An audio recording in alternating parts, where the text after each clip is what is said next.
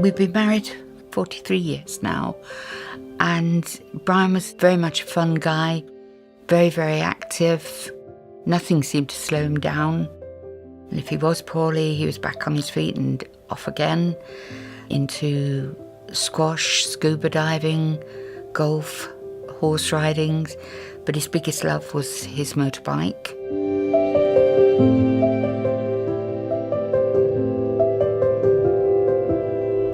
Everything had been absolutely spot on. And then we got an invite from the heart team saying, would we go for a check on aneurysms, which we did. He came out of there and he was wiping his eyes. And I thought, oh, McKim, you're messing me about again. And he said, no, it's a biggie, Sue.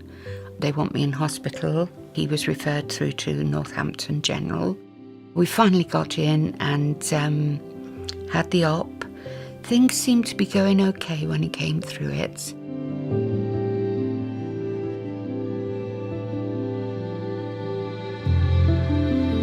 After Christmas, he seemed to go downhill.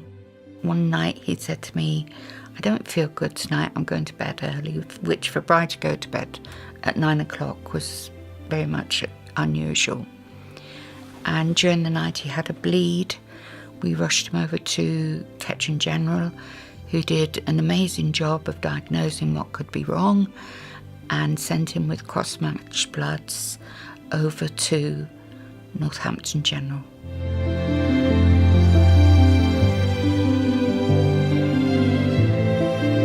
He was taken into A&E, which was my first worry because Ketchen said he should go straight back to the vascular department as it was a recent operation.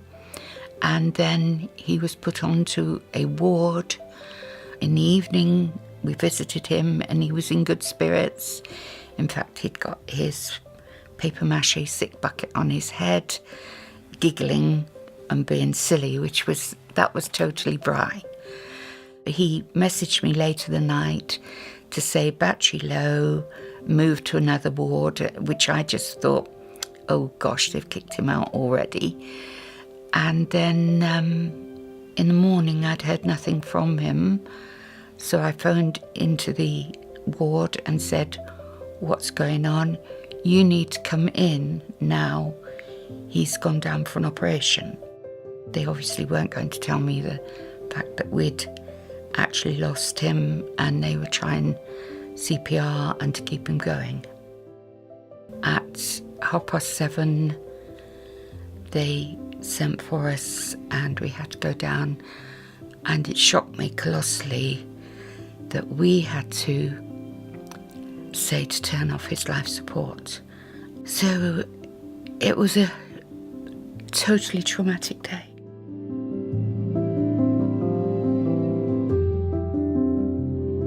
They said that there would be an open meeting, which would happen in July, and did happen. They owned up to the fact that there were faults in the CT scan of the vascular area and of the wound from the original operation. We came home as a family and I talked to both my son and my daughter, and she said, look, for Dad's sake, Mum, you have got to go there, you've got to sort it. And with the kids behind me, I could do that.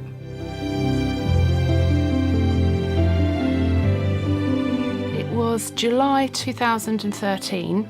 I was contacted by Bryan McKim, who's the daughter of Mr. and Mrs. McKim, telling me that her father had died in February 2013. And she told me the story, and that they'd been to an open meeting with the hospital at their own instigation, and then actually instigated internal investigation as well, and asked me if I could help them because I'd already dealt with a claim for Natasha a couple of years before, so she knew me already. She was very supportive, very understanding, and that wasn't a one-off, that was throughout the procedure. So we obtained the open meeting transcript from the family themselves because the actual report hadn't come in and the minutes of the meeting weren't ready, available then. Together with the report, which I think had been commissioned about a month before, so that was June 2013.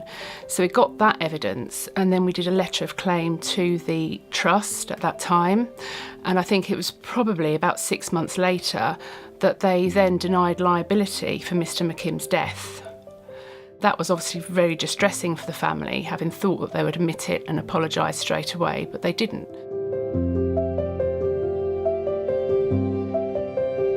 The evidence did show that there had been breach of duty, i.e. areas of negligence, and that negligence did cause, on balance, Mr. McKim's death, and that had he have been operated on the day that he went in the afternoon or latest in the evening, he would have survived on balance.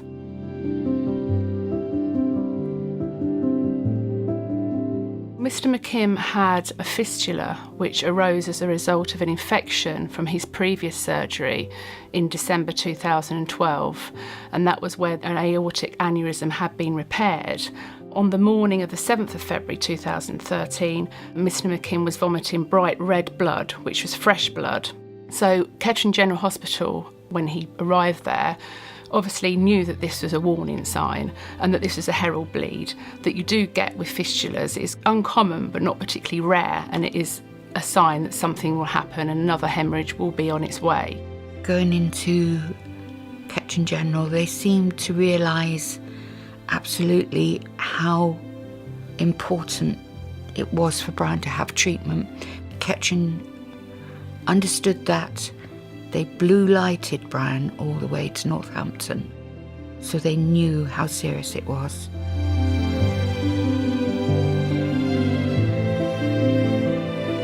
They should have acknowledged it and admitted liability on receipt of the letter of claim, because for the family it's distressing to bring a claim anyway. They're grieving as it is, and to drag it out over that period of time is just not on.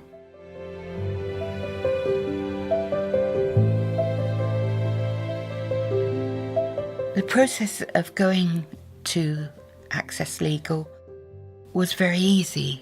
It was a matter of picking up the phone, talking to somebody about your worries, and then the big job was for them to take over. So if you have got worries about treatment you've received or not received, which is more importantly so, please do talk to them. They are lovely people who come into your home, help you, and are friendly and reassure you. It is a process you must take up.